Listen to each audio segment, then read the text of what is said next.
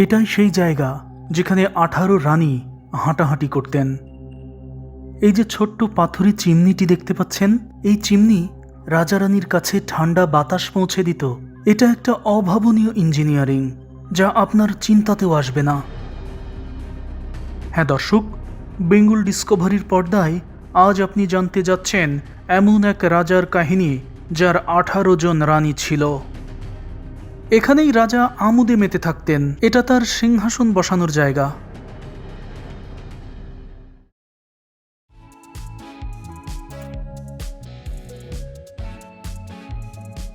শুভেচ্ছা জানাচ্ছি ভারতের রাজস্থানের নাগৌর শহর থেকে। জয়পুর থেকে যার দূরত্ব 238 কিলোমিটার, আর দেশটির রাজধানী দিল্লি থেকে দূরত্ব প্রায় 450 কিলোমিটার, আর বাংলাদেশ থেকে দূরত্ব 2100 কিলোমিটার।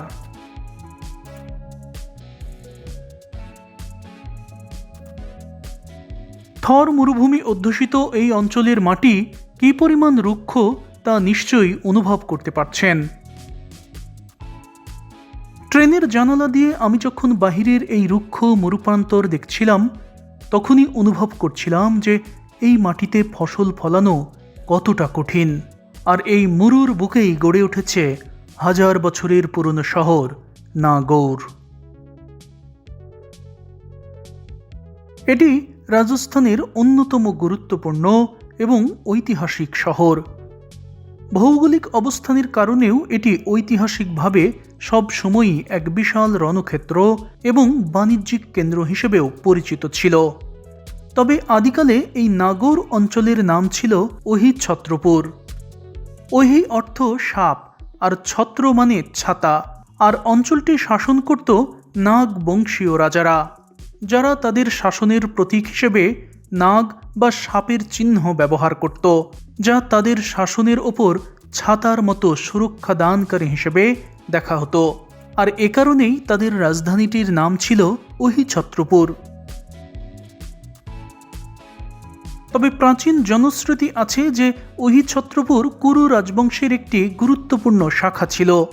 পরবর্তীকালে যা রাজপুত বংশের বিভিন্ন শাখা এবং নাগ বংশীয় রাজাদের লড়াইয়ের কেন্দ্রবিন্দুতে পরিণত হয়েছিল।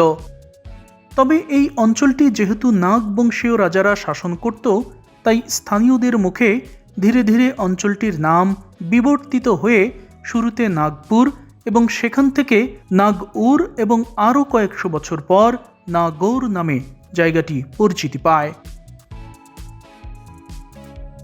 দ্বাদশ শতাব্দীর দিকে যখন চৌহানরা এই অঞ্চলটি শাসন করত, তখন প্রশাসনিক নথিতে নাগৌর নামেরই উল্লেখ পাওয়া যায়। অর্থাৎ মুঘলরা আসারও প্রায় 300 থেকে 400 বছর আগেই ওহি ছত্রপুর বিবর্তিত হয়ে নাগৌর নামে পরিচিতি পায়। তবে এখানে শুধু নাগবংশীয় রাজারাই নয়, বরং শাসন করেছে চৌহান, পরমার এবং রাঠোর বংশের শাসকরাও।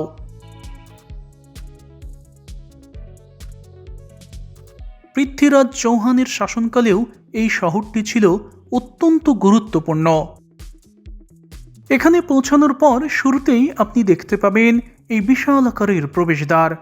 তবে এই প্রবেশদ্বারটি পার হলেই যে আপনি রানীর উঠানে পৌঁছে যাবেন তা কিন্তু নয়, বরং আপনাকে ধৈর্য ধরে পার হতে হবে আরও বেশ কয়েকটি গেট। সুবিশাল এই প্রবেশদ্বারের সাথে লাগানো আছে সুদৃঢ় লোহার দরজা, যেগুলো শত শত বছর ধরে আজও অক্ষত রয়েছে। হাতির আক্রমণেও যেন দরজাগুলো ভেঙে না যায়, সেজন্য এর সাথে লম্বা লম্বা লোহার পেরেক আলাদাভাবে লাগানো রয়েছে। প্রধান প্রবেশদ্বারটি পার হওয়ার পর এখানে বেশ কিছু ঘর এবং খুবই শক্তপোক্ত পাথরের সুবিশাল প্রাচীর দেখতে পাবেন, যার প্রতিটি জায়গায় ওই সময় সৈন্যদের দৃঢ় অবস্থান থাকত।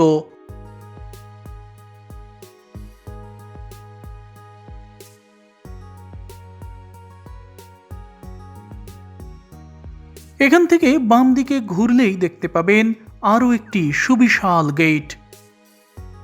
এটা মিডিল গেট এবং এর অবস্থান প্রথম গেটের সোজাসুজি নয়, বরং তা থেকে একটু পেঁচানো পথে এমনভাবে এটি তৈরি করা হয়েছে যেখানে শত্রু বাহিনী পৌঁছালে তাদের গতি অটোমেটিকই কমে যাবে।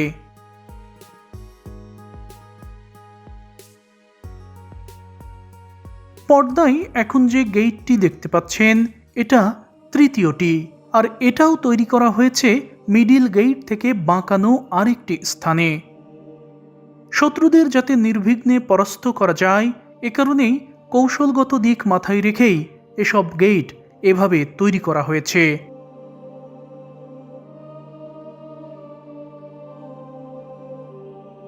তবে তৃতীয় এই দ্বারটি পার হওয়ার পর আপনি পৌঁছাবেন একটি ফাঁকা স্থানে, যার সামনে দেখবেন আরও একটি সুবিশাল প্রাচীর। এখানে পৌঁছানোর পর আপনি রীতিমতো দিক হারিয়ে ফেলবেন। কোন দিকে যাবেন, কোন দিকে রাজার প্রাসাদ, কোন দিকে বা অন্দরমহল, এই বিভ্রান্তি আপনার মাথায় তখন ঘুরপাক খাবে। ঠিক এই সময় সামনে একটু খেয়াল করলেই দেখতে পাবেন একটি পুরনো দালান। এটা আসলে একটি মসজিদ, শাহজাহান মসজিদ।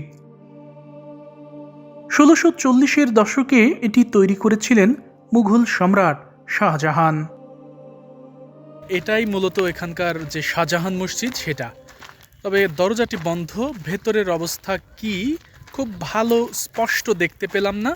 এখানকার প্রধান যে ফটক রয়েছে সেই ফটকটা ডিঙানোর সাথে সাথেই এই মসজিদটি দেখা যাচ্ছে, এই মসজিদটি রয়েছে। মসজিদটির অবস্থা আসলেই খুবই নাজুক। তবে সম্রাট শাহজাহানের নাম শোনার পর নিশ্চয়ই এবার আপনাদের মনে প্রশ্ন জেগেছে যে এখানে শাহজাহান এলো কিভাবে। আসলে এটি শুধু নাগ বংশীয় রাজারা কিংবা চৌহান, পরমার এবং রাঠোর বংশের শাসকরাই শাসন করেনি, শাসন করেছেন মুঘল সম্রাটরাও। 1562 সালে সম্রাট আকবর যখন আজমিরে যাচ্ছিলেন তখন নাগৌরের তৎকালীন শাসক মালদেওয়ের পুত্র উদয় সিং সম্রাট আকবরের আনুগত্য স্বীকার করেন, আর তখন থেকেই নাগৌর কার্যত মুঘলদের প্রভাব বলয়ে চলে আসে। তবে এটি পুরোপুরি মুঘলদের হাতে হস্তান্তরিত হতে আরও বেশ কিছু সময় লেগেছিল।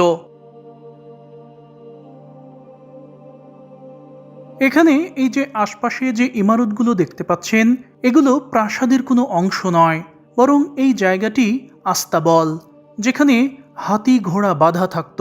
আর সামনে এই যে কুয়ার মতো যে স্থানটি দেখতে পাচ্ছেন এটিও কুয়া নয়, বরং এখানে হাতি ঘোড়াদের খাওয়ার জন্য পানীয় জল জমিয়ে রাখা হতো।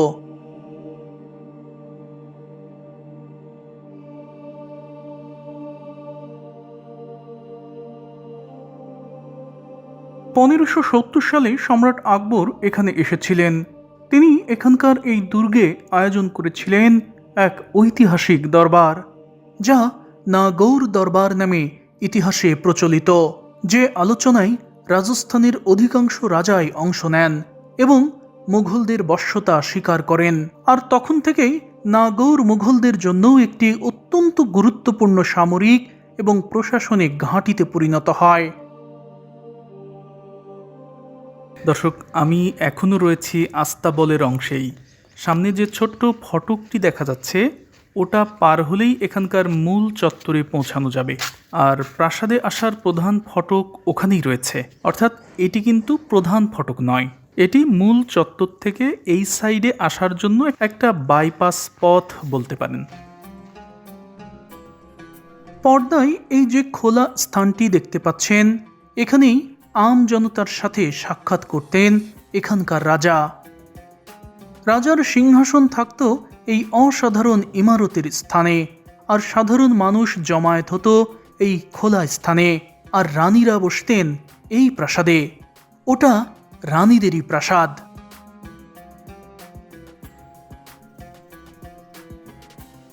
এটাই ছিল এখানে আসার প্রধান ফটক, এবং এই গেটের এখানে আসতে আরও একটি গেট পার হতে হতো, যেই গেট ওই পাশে রয়েছে খোলা স্থানে। আর এই যে এই পাশে দেখুন, সামনে যেটা দেখতে পাচ্ছেন সেটাই রানীমহল। তবে এই একটি মহলেই তার সবগুলো স্ত্রী বাস করতেন এমন নয়, এটা একটি রানীর প্রাসাদ এবং সেটাও নিরাপত্তার চাদরে মোড়ানো। যেতে হবে আরও একটি গেট মারিয়ে। তার মানে একবার চিন্তা করুন যে আমাকে এই পর্যন্ত পৌঁছাতে ঠিক কতগুলা গেট পার হতে হয়েছে। একেবারে প্রাচীর থেকে শুরু করে ওখানে তো 3টা গেট পার হলাম, তারপরে আরও একটা গেট, এই পাশে আরও গেট, আবার এখানে পৌঁছাতে আরও একটি গেট পার হতে হবে। মোটামুটি 6-7টা গেট পার হওয়ার পর আপনি এখানে পৌঁছাবেন। তবে এটা কিন্তু মূল আঙিনা নয়, মূল আঙিনায় পৌঁছাতে আরও একটি গেট পার হতে হবে। তবে এই দুর্গটির আদি ভিত্তি স্থাপন করেছিলেন নাগ বংশীয় রাজারা। 4র্থ শতাব্দীর দিকে তারা এখানে মাটি আর পাথুরে গাঁথুনিতে তৈরি করেছিলেন সেই দুর্গ। তবে এখন আমরা এই যে কাঠামো এখানে দেখি, এগুলোর সিংহভাগই তৈরি হয়েছিল 12 শতকে চৌহান রাজবংশের শাসনামলে। এছাড়াও এখানে মুঘল এবং যোধপুরের মারোয়া শাসকরাও বেশ কিছু ইমারত তৈরি করেছেন, যেগুলো আজও অক্ষত রয়েছে।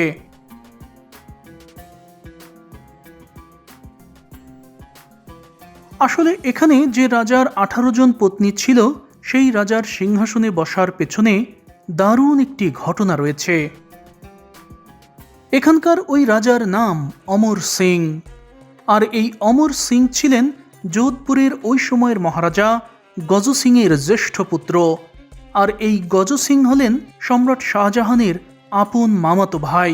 সেই হিসেবে অমর সিং শাহজাহানের মামাতো ভাইয়ের ছেলে, অর্থাৎ ভাতিজা। অমর সিং ছিলেন তার পিতার বড় সন্তান, সিংহাসনের উত্তরাধিকারী, কিন্তু তিনি প্রাসাদ ষড়যন্ত্রের শিকার হন। রাজকীয় উত্তরাধিকারীর প্রথা ভেঙে মহারাজা গজ সিং তার ছোট ছেলে যশবন্ত সিংকে সিংহাসনের উত্তরাধিকারী মনোনীত করেন। মূলত যশবন্ত সিংয়ের মা ছিল মহারাজার ছোট বউ, বড়ই আদরের। আর ছোট বউয়ের প্রতি প্রবলভাবে দুর্বল থাকার কারণেই মূলত ছোট বউয়ের কথাতেই মহারাজা গজ সিং তার বড় পুত্রকে সিংহাসনে না বসিয়ে উত্তরাধিকারী ঘোষণা করেন ছোট ছেলে যশবন্ত সিংকে। সৎ ভাইয়ের কাছে সিংহাসন বঞ্চিত হওয়ার এই বিষয়টি বড় ছেলে অমর সিংয়ের জন্য ছিল বড়ই অপমান। অমর সিং ছিলেন অত্যন্ত ব্যক্তিত্ব সম্পন্ন। তিনি এই অপমান সহ্য করতে পারেননি, তাই ক্ষুব্ধ হয়ে যোধপুর ত্যাগ করেন এবং সরাসরি মুঘল সম্রাট শাহজাহানের দরবারে চলে যান। অমর সিং আগে থেকেই ছিলেন অসীম সাহসিকতা আর অকুতোভয় স্বভাবের। তার এই বীরত্বের কথা শাহজাহান আগে থেকেই জানত, তাই সব কথা শুনে শাহজাহান তার এই মামাতো ভাইয়ের ছেলেকে সঙ্গে সঙ্গেই মুঘল সেনাবাহিনীতে অত্যন্ত উঁচু পদে আসীন করেন। এরপর সম্রাট শাহজাহানের হয়ে বেশ কিছু সামরিক অভিযানেও অংশ নেন অমর সিং। এর মধ্যে সবচেয়ে গুরুত্বপূর্ণ ছিল সিন্ধু অভিযান, যে অভিযানে বিদ্রোহীদের দমন করে মুঘল কর্তৃত্ব প্রতিষ্ঠা করতে অমর সিং রাঠোর তার অসাধারণ বীরত্ব দেখিয়েছিলেন। তার সেই অকুতোভয় রণকৌশলে মুগ্ধ হয়ে সম্রাট শাহজাহান অমর সিংকে পুরস্কার হিসেবে এই নাগৌর অঞ্চলের শাসক হিসেবে এখানকার সিংহাসনে বসান। শাহজাহান হয়তো মনে মনে ভেবেছিলেন যে অমর সিংয়ের হওয়ার কথা ছিল যোধপুরের মহারাজা, সে সেখানকার সিংহাসনে বসতে পারেনি ঠিকই, কিন্তু আমি তাকে নাগৌরের সিংহাসনে বসাবো এবং তাকে সুবেদার নয়, উপাধি দেব রাজা। হ্যাঁ দর্শক, অমর সিং এখানকার সামন্ত রাজা ছিলেন, যিনি এই অঞ্চল মুঘলদের পক্ষে অনেকটা স্বাধীনভাবেই শাসন করতেন। সামনে যে খোলা প্রান্তর দেখতে পাচ্ছেন, এটাই এখানকার মূল আঙিনা, যার মাঝখানে ফোয়ারাও রয়েছে। আর এই ধরনের বিশাল আকারের আঙিনা এখানে বেশ কয়েকটি রয়েছে।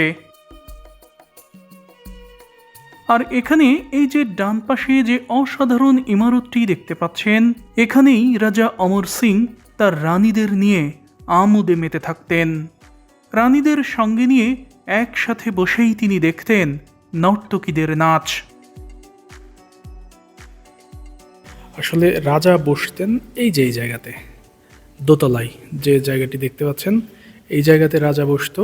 আর এই পাশটা অর্থাৎ এই মেঝেতে নর্তকীরা নাচ দেখাতো। আর এই দোতলার ওপরে অর্থাৎ ছাদের ওপরে আরও একটা তলা ছিল যেটি ধ্বংস হয়ে গেছে। এছাড়াও এই যে সামনে যে ফোয়ারা দেখতে পাচ্ছেন, এই ফোয়ারার এই পাশ দিয়েও নর্তকীরা নাচ দেখাতো রাজাকে। তবে নর্তকীরা যখন নাচ এখানে দেখাতো তখনই কেবল রাজা এই জায়গায় বসতেন, কিংবা তার এই সিংহাসন রাখার যে জায়গাটি সেটি আরও এগিয়ে আনা হতো। আর রাজা কিভাবে অনুষ্ঠান দেখতেন তা এখানে ছবির মাধ্যমে ফুটিয়ে তোলা হয়েছে বা বুঝিয়ে দেওয়া হয়েছে। এই যে দেখুন, এখানে জিনিসটা খেয়াল করুন। এই যে এটা দেখেন, রাজা বসেছে দোতলায়, এবং তার উপরে আরও একটি প্রাসাদ ছিল যেটি ধ্বংস হয়ে গেছে। এটা ধ্বংস হয়ে গেছে এই প্রাসাদটা। আর রাজা বসতেন দোতলার উপরে, আর এই যে নিচতলাতে দরজার সামনে নর্তকীরা নাচ দেখাতো। অর্থাৎ এই যে দরজা দেখতে পাচ্ছেন, এই দরজার সামনে এই জায়গাতে নর্তকীরা নাচ দেখাতো। এছাড়াও এই যে ফোয়ারার আশেপাশে অর্থাৎ মেঝেতে, উঠানে, সেখানেও কিন্তু নর্তকীরা নাচ দেখাতো। হ্যাঁ দর্শক, অমর সিং মুঘলদের একজন সামন্ত রাজা হলেও তিনি এখানে সত্যিকারের রাজার মতোই জীবন যাপিত করেছেন। তার সর্বমোট 18 জন পত্নী ছিল, যার মধ্যে 9 জন ছিল পত্নী আর বাকি 9 জন ছিল উপপত্নী। তার পত্নী যারা ছিল তারা হলেন রাজপুতের প্রভাবশালী গহিলজি বংশের আহারি শাখার কন্যা ডুঙ্গারপুরের অজব দেজি, বাসোয়াড়ের যশরূপ দেজি, মারোয়ারের সবসুখ দেজি, জামনগরের কন্যা বহুরং দেজি, মেওয়ারের কন্যা অনুপ দেজি, অম্বরের কন্যা আনন্দ দেজি, আজমিরের রাজগড়ের কন্যা গৌরজি এবং অমরসরের 2 কন্যা ধীর দেজি এবং লাড দেজি। তবে উপপত্নীদের নাম ইতিহাস থেকে হারিয়ে গেছে। আমাদের গাইড জানিয়েছেন যে রাজাদের উপপত্নীদের নাম সংরক্ষণে কঠোরতা ছিল ওই সময়। পর্দায় এই যে প্রাসাদ সম স্থানটি দেখতে পাচ্ছেন, এইটা রাজা অমর সিং তার রানীদের হাঁটাহাঁটির জন্য তৈরি করেছেন। রানীরা যাতে এখানে থর মরুভূমির তীব্র তাপদাহ থেকে রক্ষা পায় এবং দারুণ করে সময় কাটাতে পারে, সেজন্য তিনি এই ইমারতে যেমন ছাদ দিয়েছেন, তেমনি এর সামনে তৈরি করেছেন বিশাল এই জলাধার, যেখানে স্বচ্ছ পানি জমানো থাকত এবং সেই জলের স্পর্শ লেগে বাতাস যখন এই প্রাসাদে প্রবেশ করত তখন সেই বাতাস হতো অত্যন্ত শীতল, আরামদায়ক। দর্শক, এগুলো কি বুঝতে পারছেন? এই যে গোল গোল গর্ত, এগুলো আসলে পানি বিশুদ্ধ করার জায়গা। এই গর্তগুলোর মধ্যে কোনোটিতে মোটা বালি দেওয়া থাকতো, কোনোটিতে চুনাপাথর, কোনোটিতে কয়লা, এরকম, এবং পানি একটা থেকে আরেকটাতে চুইয়ে চুইয়ে যেত এবং শেষ ধাপে বিশুদ্ধ এবং পরিষ্কার পানি এখানকার এই জলাধারে জমত। হ্যাঁ দর্শক, এখানে আদি আমলের দারুণ সব ইঞ্জিনিয়ারিং কৌশল প্রয়োগ করা হয়েছে।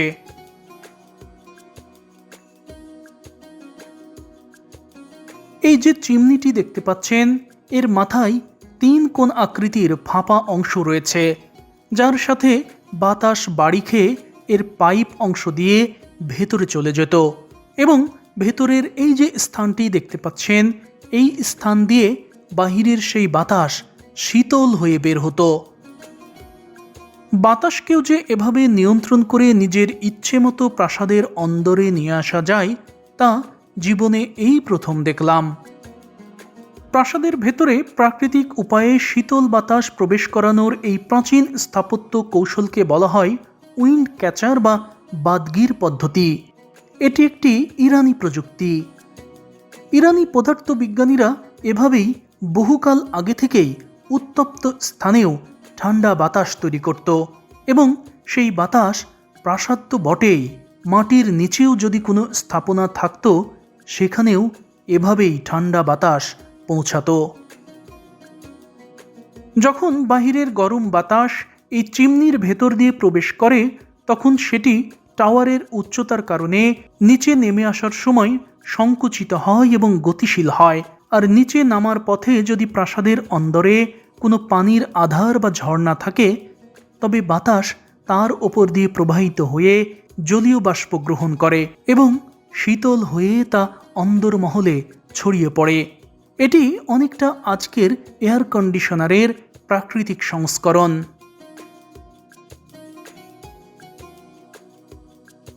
বাহিরের বাতাসের সাথে পানির সংস্পর্শে আনার জন্য এখানে প্রত্যেকটি প্রাসাদের অন্দরেই এই ধরনের ঝর্ণা ছিল।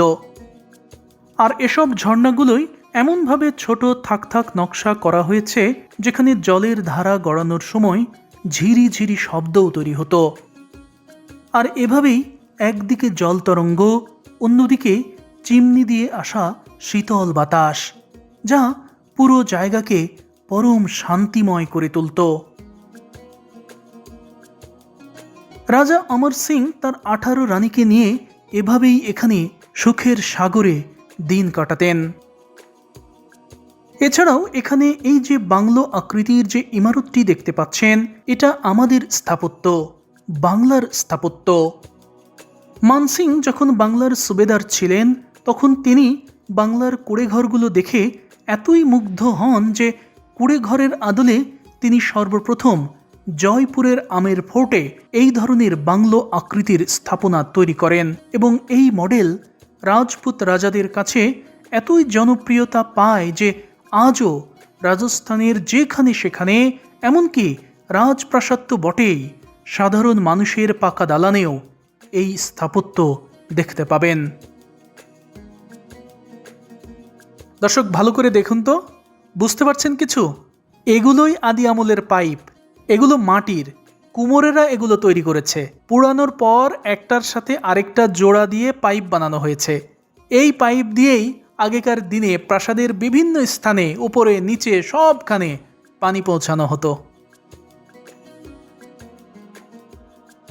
পর্দায় এই যে স্থানটি দেখতে পাচ্ছেন, এটি জলমহল, যার মাঝখানে একটি রাজকীয় মঞ্চ রয়েছে। এখানেই সুরের মূর্ছনায় হারিয়ে যেতেন রাজা রানীরা। জলমহলের মাঝখানে যে মঞ্চটি দেখতে পাচ্ছেন, সেখানেই বাদক আর শিল্পী বসত, আর রাজা রানীরা গান উপভোগ করতেন এপাশ থেকে। মঞ্চটিতে 12টি দুয়ার রয়েছে, যে কারণে একে 12 দুয়ারিও বলা হয়।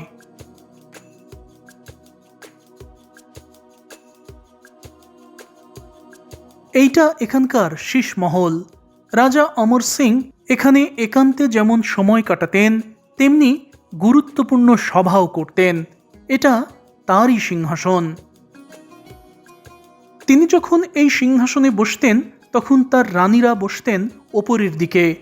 রানীদের বসার জন্য ওপরের দিকে ছিল আলাদা আলাদা জায়গা। তবে এখানে রানীদের বসার জন্য সর্বমোট 18টি আসনই রয়েছে, যার প্রতিটির সাথেই ঝাড়ুখাযুক্ত জানালা রয়েছে। আর এটা দেখেই অনেকেই ধারণা করেন তার রানী ছিল 18 জন।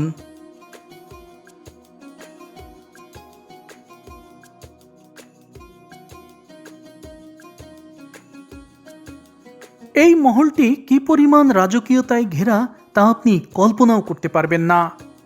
চারপাশের প্রতিটি দেয়াল, সিলিং সব কিছুই মোড়ানো মোহনীয় নকশায়। শীষমহলের রাজকীয় এই অন্দরে শুধু নকশাই নয়, বরং এর দেয়াল এবং সিলিংয়ে দামি কাঁচ বসানো আছে, যেগুলো মোমের আলোয় রীতিমতো ঝলমল করত।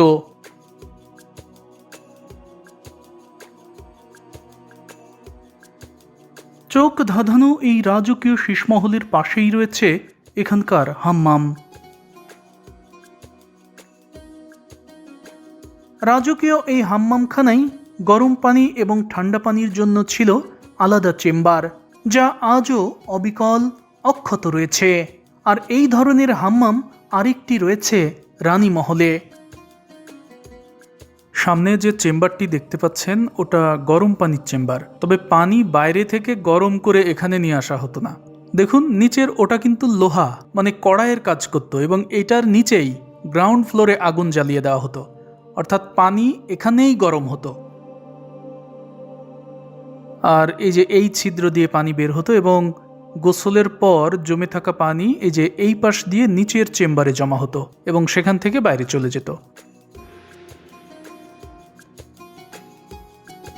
ছাদটা দেখুন, এটাই এখানে আলো আসার পথ এবং এই ধরনের গম্বুজ পদ্ধতিতে আলো আসতো ঢাকার লালবাগ কেল্লায় থাকা হাম্মামেও।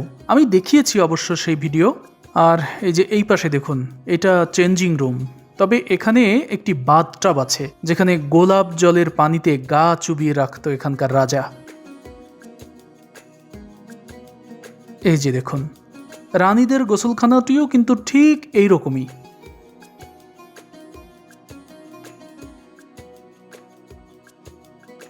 এছাড়াও এখানে মাটির নিচে একটি অন্ধকূপ বা কালকৌঠরি ছিল যেখানে রাজবন্দীদের রাখা হতো। দুর্গের প্রাচীন দেয়ালের ভেতরে মাটির নিচে এমন অনেক গোপন কক্ষ রয়েছে যেখানে রাজবন্দীদের জীবিত অবস্থাতেই ভয়ানকভাবে ওপারের দুনিয়ায় পাঠিয়ে দেওয়া হতো। তবে রোমহর্ষক সেসব স্থানে দর্শনার্থীদের যেতে দেওয়া হয় না। প্রবল সাহসিকতা, বীরত্ব আর আত্মমর্যাদার কারণে অমর সিং সম্রাট শাহজাহানের কাছে খুবই প্রিয় এবং আস্থাভাজন হয়ে ওঠেন। কিন্তু এতে মুঘল রাজ কর্মকর্তাদের একাংশ ঈর্ষান্বিত হয়ে পড়ে।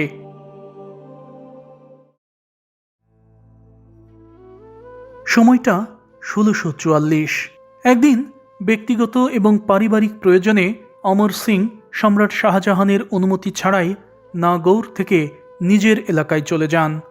আর এটাই মুঘল দরবারের প্রভাবশালী কর্মকর্তা সালবত খান মীর বখশি সম্রাট শাহজাহানের কানে নেতিবাচকভাবে উপস্থাপন করেন।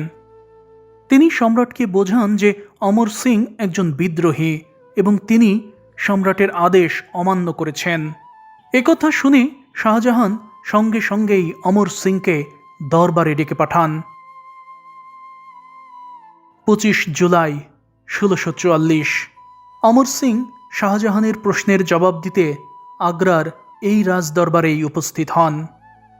কিন্তু তার কথা শোনার আগেই সালবত খান মীর বখশি আগ বাড়িয়ে তাকে বলেন, আপনি সম্রাটের বিশ্বাসের অমর্যাদা করেছেন, আপনাকে অবশ্যই রাজকীয় জরিমানা দিতে হবে। সম্রাট শাহজাহান তখন এখানকার এই সিংহাসন স্থলেই বসেছিলেন, আর দরবারের এই জায়গাতেই তখন মীর বখশির সাথে অমর সিংয়ের তুমুল বাগবিতণ্ডা চলছিল। মীর বখশি অমর সিংকে রাজ দরবারের সম্রাট, মন্ত্রী, রাজ কর্মকর্তা সবার সামনে তুচ্ছ তাচ্ছিল্য করতে থাকেন। পরিস্থিতি মুহূর্তেই উত্তপ্ত হয়ে ওঠে। সালবত খান জানতেন অমর সিং অত্যন্ত রাগী এবং অভিমানী প্রকৃতির মানুষ, তাই আরও বেশি রাগানোর জন্য তিনি পরিকল্পিতভাবে তাকে অপমান করতে থাকেন। উদ্দেশ্য ছিল রাগের মাথায় সে যেন সম্রাটের সামনে এমন কিছু করে বসে যেন সম্রাট শাহজাহান তাকে শাস্তি দেন। সালবত খান মীর বখশি এক পর্যায়ে সম্রাটের রায় ঘোষণার আগেই তিনি সবার সামনে নিজে থেকেই আগ বাড়িয়ে অমর সিংকে অবাধ্য এবং বিদ্রোহী হিসেবে ঘোষণা করেন। চরম অপমানজনক বাগবিতণ্ডার এক পর্যায়ে অমর সিং নিজের তলোয়ার বের করে বহরা দরবারে এখানেই সালবত খান মীর বখশির গর্দান নিয়ে নেন। এই ঘটনার সাথে সাথেই মুঘল সৈন্যরাও রাজনীতির আলোকে অমর সিংকে ঘিরে ফেলে এবং তাকেও তৎক্ষণাৎ দুনিয়া থেকে বিদায় করে দেয়। সম্রাট শাহজাহান তখন এখানে রাখা সিংহাসনে বসে এটা দেখে রীতিমতো হতভম্ব হয়ে যান। অমর সিংয়ের মৃত্যুর পর সম্রাট শাহজাহান এই নাগৌর দুর্গটি যোধপুরের মহারাজা অমর সিংয়ের সৎ ভাই যশবন্ত সিংয়ের নিয়ন্ত্রণে দিয়ে দেন। তবে সম্রাট আওরঙ্গজেবের সময় যোধপুরের সাথে মুঘলদের সম্পর্কের অবনতি হয় এবং আওরঙ্গজেব পুনরায় নাগৌর দুর্গটি মুঘল সাম্রাজ্যের অধীনে নিয়ে আসেন। এরপর এটি প্রায় কয়েক দশক মুঘলদের নিয়ন্ত্রণেই ছিল, কিন্তু 1750-এর দশকে মুঘল সাম্রাজ্যের অবস্থা যখন একেবারে নড়বড়ে, তখন যোধপুরের মহারাজা বখত সিং নাগৌর দুর্গ দখল করে নেন। এরপর থেকে এটি স্থায়ীভাবে মারোয়া রাজ্যের অধীনেই চলে যায় এবং দেশভাগের আগ অবধি 1947 সাল পর্যন্ত নাগৌর যোধপুরের রাঠোর মহারাজাদের অধীনেই থাকে। দর্শক মণ্ডলী, আজ এই পাথুরে দেয়ালে কান পাতলে হয়তো অমর সিংয়ের সেই তলোয়ারের ঝনঝনানি আর ঘোড়ার পায়ের আওয়াজ শোনা যায় না, কিন্তু ঠিকই অনুভব করা যায় তার আত্মসম্মান বোধের এক অমর উপাখ্যান।